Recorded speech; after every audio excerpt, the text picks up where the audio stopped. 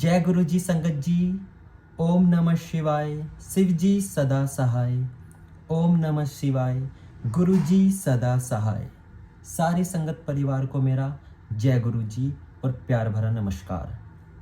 संगत जी, आज मैं फिर से गुरु जी का एक बहुत ही प्यारा सत्संग आप सभी के लिए लेकर आया हूँ। आंटी जी ने सत्संग को रिकॉर्ड करके हमारे पास भेज दिया है और आप सभी तक पहुंचाने के लिए कहा है। तो संगत जी, बस सत्संग को शुरू करने से पहले हमेशा की तरह, जैसा कि मैं हर सत्संग में कहता हूं, कि अपना सत्संग भी जरूर रिकॉर्ड करके भेजें, ताकि आप सभी की जर्नी भी सारी संगत तक जरूर शेयर हो और गुरु जी आपको भी ब्लेस करें। संगत जी, सत्संग शेयर करने से ही हमारा कल्याण होता है और हमारे कष्ट कटते हैं, ऐसा गुरु जी ने खुद ही कहा था। अब चलते हैं सीधा सत्संग की तरफ। जय गुरु जी, शुक्राना गुरु जी। जय गुरु जी, शुक्राना गुरु जी। ओम नमः शिवाय, शिव जी सदा सहाय।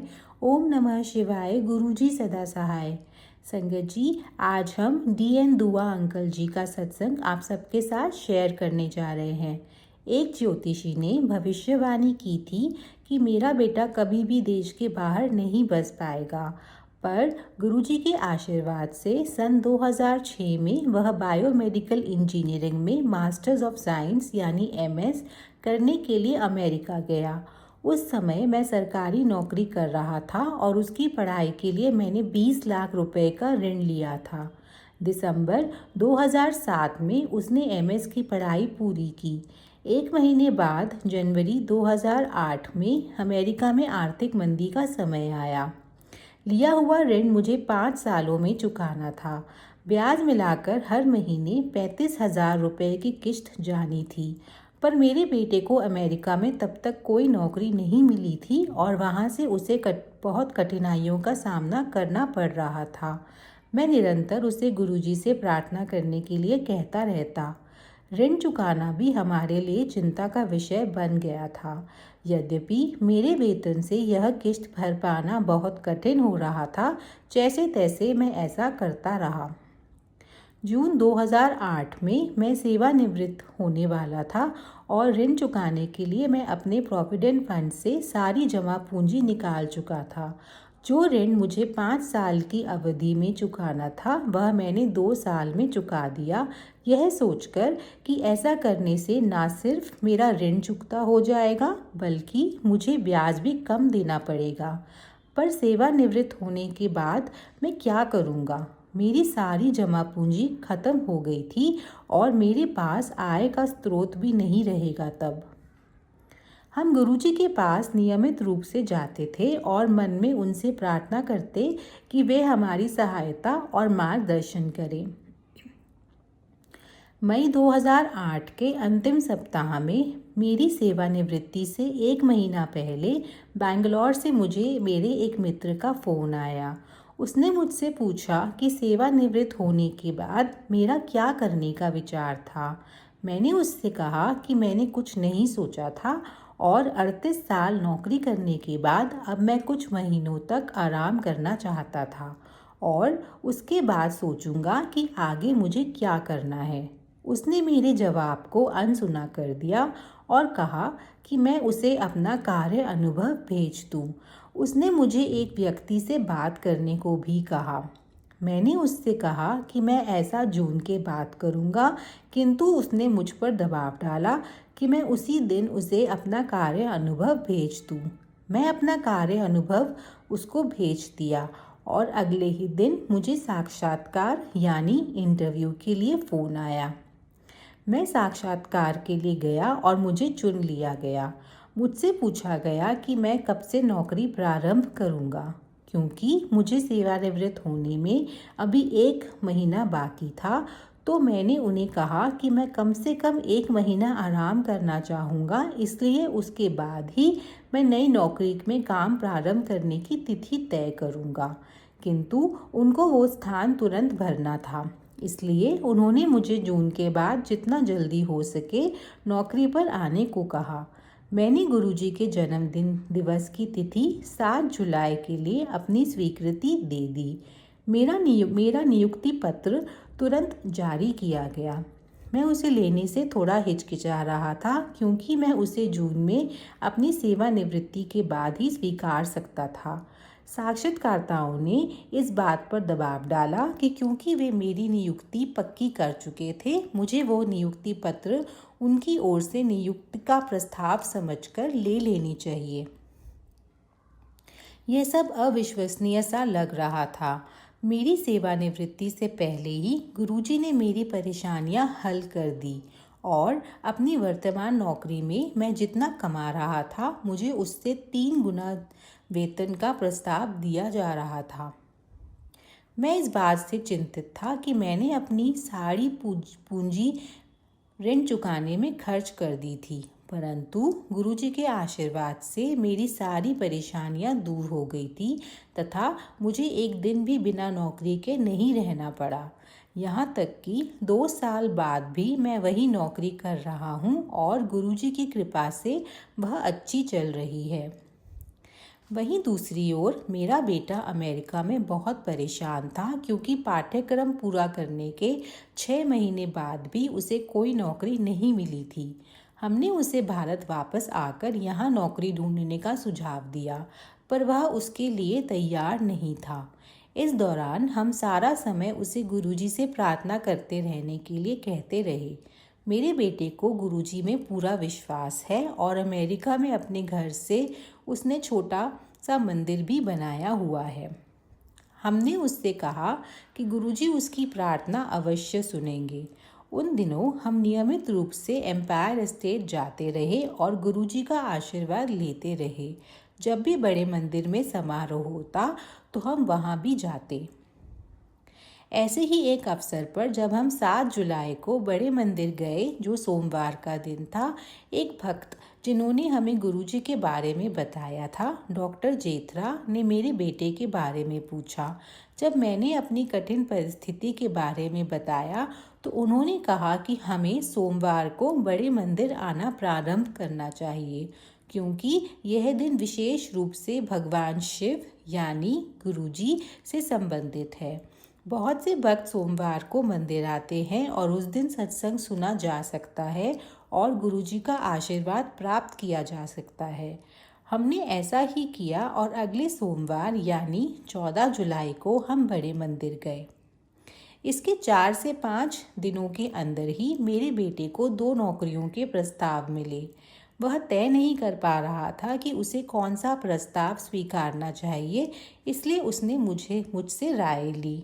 मैंने उनसे 2 कंपनियों के बारे में पूछा और फिर उसे छोटी कंपनी में नौकरी करने का सुझाव दिया, पर उसने बड़ी कंपनी का प्रस्ताव स्वीकार यह सोचकर किया कि उसमें उसे अधिक तजुर्बा और बेहतर अवसर मिलेंगे।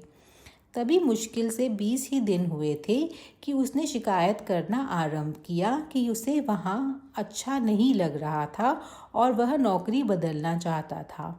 मैंने उसे ऐसा करने से मना किया, यह याद दिलाते हुए कि उसे यह नौकरी बहुत कठिनाइयों से मिली थी और उसे इतनी जल्दी छोड़नी नहीं चाहिए। 2 महीने निकल गए और वो बहुत हताश हो गया था। मैंने उसे गुरुजी से प्रार्थना करने और उनका ध्यान लगाने को कहा। उसी समय उसे नौकरियों के प्रस्ताव मिलने आरंभ हो गए, जिसमें से एक उसकी पसंद की थी, पर उसमें एक कठिनाई थी। अभी जितना उसका वेतन था, इस नौकरी में उसे उसका आधा ही मिल रहा था और शहर में रहने की लागत यानी अगर वह ये नौकरी लेता तो उसे स्थानांतरित होना पड़ता, दुगना हो जाता। वह बड़े असमंजस में था। जहाँ वह अभी काम कर रहा था, उन्हें पता चल गया कि वह नौकरी बदलने की सोच रहा था। उन्होंने उसे स्थायी पद और वेतन बढ़ाने का प्रस्ताव दिया। उन्होंने उसके लिए H-1B वीज़ा का आवेदन देने का भी आश्वासन दिया, पर वह उस कंपनी में और काम नहीं करना चाहता था। साफ मना करने में भी उसे संकोच हो रहा था क्योंकि वह कंपनी उसे वेतन में पर्याप्त वृद्धि दे रही थी। दूसरी ओर जो कंपनी उसे अच्छी लग रही थी वह बहुत छोटी थी और वेतन भी बहुत कम दे रही थी। इस स्थिति में बाहर निकलने का उसे कोई रास्ता नहीं सूझ रहा था। इसके अतिरिक्त कार्यभार ग्रहण करने के लिए उसके पास केवल 2 दिन थे, शुक्रवार तक। मेरा बेटा गुरुजी की तस्वीर के आगे बैठकर सारी रात उनसे प्रार्थना करता रहा। सुबह उसे अपने बॉस से एक ईमेल आया जिसमें लिखा था कि उसकी वर्तमान कंपनी उसे बढ़ा हुआ वेतन और अपना वादा पूरा करने में असमर्थ थी। उसमें यह भी लिखा था कि आर्थिक मंदी के कारण कम से कम 3 महीने तक वह उसके लिए H1B वीज़ा का आवेदन नहीं दे पाएंगे और अगर वह नौकरी छोड़ना चाहे तो ऐसा कर सकता था। गुरुजी की कृपा से एक और चमत्कार हो गया था। मेरे बेटे का बॉस वह सब कह रहा था जो मेरा बेटा बोल नहीं पा रहा था। उसकी नौकरी की अंतिम तिथि से 2 दिन पहले उसके बॉस ने उसे बुलाकर उसे कंपनी के लिए पार्ट टाइम काम करने का प्रस्ताव दिया। साथ ही ये भी कहा कि वह खाली समय में अपनी नई नौकरी के साथ साथ ही उसके लिए काम कर सकता था और यह सब उसे उतने वेतन के साथ जितना उसे फुल टाइम काम करके मिल रहा था। इस तरह गुरुजी ने उसकी दोनों समस्याओं का हल कर दिया, शहर में आधे वेतन और दुगने खर्चे का प्रबंध। एक रात मेरे बेटे को गुरुजी के दर्शन हुए। उसने देखा कि गुरुजी हमारे घर आए हैं और उसने गुरुजी से पूछा, आप कौन हैं? गुरुजी ने जवाब दिया, मैं हुण पार्वती नू हर वक्त अपने नाल लेकर घूमा। यानी क्या मैं सारा समय पार्वती को अपने साथ रखूं जिससे पता चले कि मैं भगवान शिव हूँ? फिर गुरुजी ने अपना हाथ हिलाया और अगले ही पल माँ पार्वती उनके साथ बैठी हुई थी। गुरुजी ने माँ पार्वती से पूछा कि क्या उन्होंने उनके बेटे को फल यानी विशेष आशीर्वाद दिया। हाँ कहकर वह समाधि में चली गई। गुरुजी का दरबार एक ऐसी जगह है जहाँ संगत उनसे मिल सकती है जो सब भगवान के भी ऊपर है। संगत भगवान को प्रत्यक्ष रूप से गुरुजी में देख सकती है। गुरुजी को पूरी तरह से समर्पण करके सब उन पर छोड़ दें, मन में बिना किसी किंतु परंतु के। हमारी धार्मिक पौराणिक कथाएं हमें उन संतों के बारे में बताती हैं जो जंगलों या गुफाओं में जाकर सैकड़ों वर्ष तक तपस्या करते थे। उनका उद्देश्य क्या था? भगवान के साथ एक होना। और गुरुजी के रूप में हमारे पास स्वयं महाशिव हैं। हमें ऐसी कोई तपस्या करने की आवश्यकता नहीं है। हमें बस गुरुजी के चरण कमलों में समर्पण करना है और वह हर बात का ध्यान रखेंगे। संगत इस बात की साक्षी है।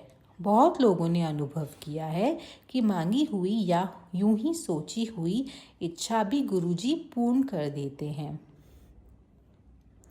मैं संगत को बताना चाहूँगा कि गुरुजी का आशीर्वाद और उनके चरण कमलों की धूल प्राप्त करने के लिए उन्हें नियमित रूप से बड़े मंदिर जाना चाहिए और अधिक से अधिक लोगों को उनसे जोड़ने का प्रयास करना चाहिए। जिसे गुरुजी के लिए सच्ची श्रद्धा है, हर उस भक्त को गुरुजी के दिव्य दर्शन का आशीर्वाद प्राप्त हुआ है। उनकी सभी समस्याओं का निवारण गुरुजी ने किया है। इंसान होकर हम सारा समय भौतिक लाभ के पीछे भागते रहते हैं और गुरुजी से वही मांगते हैं, पर कोई विरल ही होता है जो गुरुजी के असल वस्तु मांगता है। मेरे गुरुजी से प्रार्थना है कि हमें हिम्मत और संवेदनशीलता प्रदान करें कि हम सही मायनों में उनके चरण कमलों से जुड़े रहें और उन्हें समर्पण कर सकें। जय गुरुजी। यहीं पर DN दुआ अंकल जी का सत्संग पूर्ण होता है। जय गुरुजी, शुक्राना गुरुजी। संगत जी, अगर आप सभी को ये सत्संग अच्छा लगा हो तो कमेंट में जय गुरुजी लिखें और सत्संग को लाइक कर देना। संगत जी, ऐसा ही सत्संग आप सभी के लिए मैं लेके आता रहूँगा। अब मैं गुरुजी से आज्ञा लेते हुए इस सत्संग को यहीं विराम करता हूँ और एक नए सत्संग की तैयारी करता हूँ। तब तक के लिए आप सभी को मेरा प्यार भरा नमस्कार और सारी संगत परिवार को मेरा जय गुरुजी, शुक्राना गुरुजी।